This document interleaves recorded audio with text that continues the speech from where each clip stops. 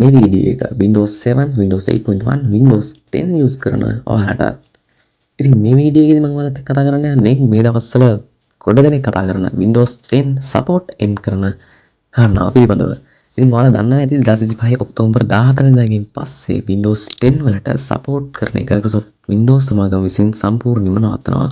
ඉතින් මේ වීඩියෝ එක අන්න ඒ ගැන නොදැනුවත් ඒ ගැන හොයන ඔයාලට මම ඔයාලට මුලින්ම කියලා ඉන්නම් Windows 10 support කින් කියන්නේ මොකක්ද කියලා. එයාට ඔයාලට security updates, bug fixes and technical help එක ඔයාලා ලබා දුන්නා. ඒත් ඔක්තෝබර් 14 වෙනිදාගෙන් පස්සේ security updates, feature updates, technical support එක සම්පූර්ණයෙන්ම නැති වෙනවා. ඉතින් මේ එකින් එක ගැන අපි මුලින්ම කතා කරලා ඉමු. security updates නැතිවීම සම්බන්ධයෙන්. security update භාවිතය ඇත්තටම ගොඩක් වැදගත් වෙන්නේ ඔයාලගේ කම්පියුටර් එක හැකර්ස්ලාගෙන් ආරක්ෂා කරගන්න. අපි හිතමු ලෝකයේ අලුතෙන් වෛරස් එකක් නිෂ්පාදනය කරනවා හැකර්ස්ලා විසින්. මේකෙන් ඔයාලගේ දත් නැති වෙන්න පුළුවන්. ඒත් මෙන්න මේ security updates එක හරහා එයාලා ඒ වෛරස් එක අඳුනාගෙන ඒකට ඇන්ටි වෛරස් එකක් නිෂ්පාදනය කරලා අන්න ඒක ඔයාලගේ Windows update එකක් විදියට එවනවා. ඉතින් මේ support end එකත් එක්ක මේ security updates ඔයාලට නැති වෙනවා. අංක 2 feature updates නැති වෙනවා. ඉතින් කාලෙන් කාලෙත් එක්ක feature updates Windows වලට එනවා. මේ ඔක්තෝබර් 14 වෙනිදාගෙන් පස්සේ ඔයාලට මෙන්න මේ feature updates කියන එකක් නැති වෙනවා. ඒ වගේම technical support එක ගොඩක් වැදගත්. ඔයාලට මොකක් හරි ප්‍රශ්නයක් වුණොත් ඔයාලට ඉස්සර නම් පුළුවන් Microsoft Help Center එකට කතා කරලා support එක ගන්න. ඒ 14 වෙනිදාගෙන් පස්සේ ඔයාලට මේ technical support එක සම්පූර්ණයෙන්ම නැති වෙනවා. ඉතින් මේ Windows කියන විදිහට ඔයාලා 14 වෙනිදාට කලින් Windows 11 වලට exchange වෙන්න කියලා තමයි මම කියන්නේ. ඉතින් ඔයාලගේ PC එක පාරට PC එකක් නම් ඔයාලට සිද්ධ වෙනවා අලුත් PC එකට මාරු වෙන්න. ඉතින් අලුත් PC එකට මාරු වෙන එක කියලා තමයි ලෙස් දෙයක් නෙවෙයිනේ. ඉතින් අපි බලමු ඔයාලගේ PC එකට Windows 11 boot කරන්න පුළුවන්ද බැරිද? බැරි නම් ඔයාලා මොකද කරන්නේ කියන එක සම්බන්ධයෙන්. ඔයාලට පුළුවන් ඉන්ටර්නෙට් එකට ගිහිල්ලා Windows PC health check කියන software එක download කරගන්න. download කරගෙන මෙන්න මේ විදිහට සාමාන්‍ය normal setup එකක් විදිහටම install කරගන්න.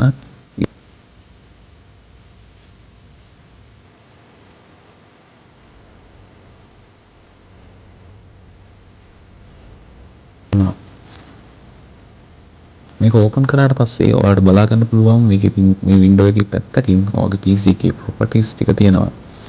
මගේ 6GB RAM 1TB hard එකක් වගේම එතන පල්ලෙහින් වෙනනවා මේ PC එක කොච්චර කාලයක් පරණද කියලා. ඉතින් ඔයාලට පේන ඉතින් මගේ කම්පියුටර් එක අවුරුදු 12ක් පරණයි කියලා තමයි පෙන්නන්නේ. ඉතින් කම්පියුටර් එක අලුත් වුණොත් BIOS setup එක BIOS වල අවුරුදු තමයි මෙතනදී ඔයාලට පෙන්නන්නේ. ඊට පස්සේ පැත්තට උඩින් බලා ගන්න පුළුවන් introducing Windows 11 කියන එක. එතන තියෙනවා check now කියලා බටන් එකක්. ඔයාලා මේක උඩ ක්ලික් කරන්න. ක්ලික් කරාට පස්සේ ඔයාලට පේනවා මෙන්න මෙතන Windows 11 system requirement කියලා. මොනවාද Windows 11 run කරන්න තියෙන ඕන requirements කියලා. මේ URL එකක් උඩ ක්ලික් කරාට පස්සේ අපි ඔය එකගෙන යනවා Microsoft Windows site එකට. ඊට පස්සේ ඒකේ පල්ලෙහාට ගියාට පස්සේ බලා ගන්න පුළුවන් ඔයාලට requirements ටික. මෙතනදී ඔයාලට බලා ගන්න පුළුවන් processor එක gigahertz එකක් හෝ දෙකට වැඩි core එකක් තියෙන processor එකක් තමයි අවශ්‍ය වෙන්නේ. ඒ වගේම RAM එක 4GB RAM එකක් හෝ ඊට වඩා වැඩි RAM එකක් තමයි මෙතනදී බලාපොරොත්තු වෙන්නේ. ඒ වගේම storage එක Windows boot කරන්න නම් 64GB අනිවාර්යෙන් space එකක් තිබීම අනිවාර්ය වෙනවා. ඒ වගේම තවත් පොඩි requirements ටිකක් ඔයාලා මෙතනදී බලා ගන්න පුළුවන් වෙයි. DirectX 12 අන්න ඒ වගේ කාරණා ටිකක් ඔයාලට මෙන්න මෙතනදී බලා ගන්න පුළුවන්. ඉතින් ඔයාලගේ PC එකෙත් මේ වගේ PC එකේ මෙන්න මේ කියන properties ටික තියෙනවා නම් ඔයාලට කිසිම ප්‍රශ්නයක් නැතුව Windows 11 වලට මාරු වෙන්න පුළුවන්. මම ඊළඟට ඔයාලට පුංචි දෙයක් ගැන කතා කරලා ඉන්නම්. ඒ තමයි Windows වල Windows 7 release වෙන්නේ 2009. ඒ කියන්නේ මීට අවුරුදු 16කටත් කලින්. ඉතින් අවුරුදු 16ක් පරණ operating system එකක් තාම පාවිච්චි කරන කට්ටිය ඉන්න පුළුවන්. ඉතින්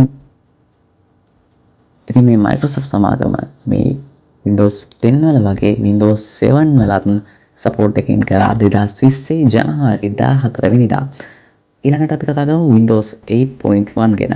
Windows 8.1 release වෙන්නේ 2012 දී Windows 10 වල වගේම සපෝට් එකකින් කරනවා 2023 ජනවාරි 14 වෙනිදා.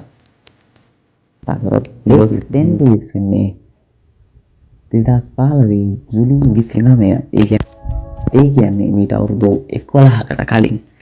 ඉතින් හැම ඔපරේටිං සිස්ටම් එකක්ම අවුරුදු 10කටත් වඩා පරණ ඔපරේටිං සිස්ටම් එකක් අපි යූස් කරන්නේ. අන්න ඒ නිසා තමයි මේ Windows ලා පරණ ඔපරේටිං සිස්ටම් වලින් අයින් වෙලා අලුත් ඔපරේටිං සිස්ටම් එකක් පාවිච්චි කරන්න කියලා අපිට කියන්නේ. ඉතින් මේ Windows 10 උත් 2025 ඒ කියන්නේ මේ අවුරුද්දේ ලබන මාසේ දෙවෙනි සතියේ ඔක්තෝබර් 14 වෙනිදාගෙන් සපෝට් එන්ඩ් එක වෙනවා. ඉතින් ඔයාලට පුළුවන් අර මම කලින් කියලා දීපු විදිහට ඔයාලගේ Windows 10 PC එක Windows 11 වලට මාරු කරගන්න. ඉතින් මම ඔයාලට කියන්නේ ඔයාලගේ PC එකට Windows 11 දාගන්න බැරි නම් ඒ කියන්නේ අපි හිතමු ඔයාලගේ PC එකේ 4GB RAM එකක් නැහැ. හරි අන්න ඒ වගේ ප්‍රශ්න නිසා ඔයාලට සිද්ධ වෙනවා ඔයාලගේ PC එක භාවිතයෙන් අයින් කරලා අලුත් PC එකකට මාරු වෙන්න. ඉතින් ඒක හිතන තරම් ලේසි දෙයක් නෙවෙයිනේ. අන්න ඒ අයට මම ඊළඟට වීඩියෝ එකක් කරනවා. මොකද මේකට කරන්නේ මොනවද මේකට කරන්න පුළුවන් දේවල් කියලා.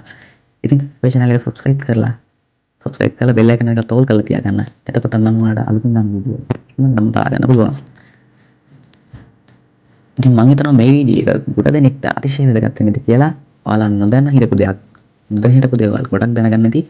ඉතින් මේ වීඩියෝ හොඳයි නම් like කරන්න, comment කරන්න. ඉතින් මොනවාරි ප්‍රශ්නයක් තියෙනවා නම් comment section එකේ comment එකක් දාගෙන යන්න.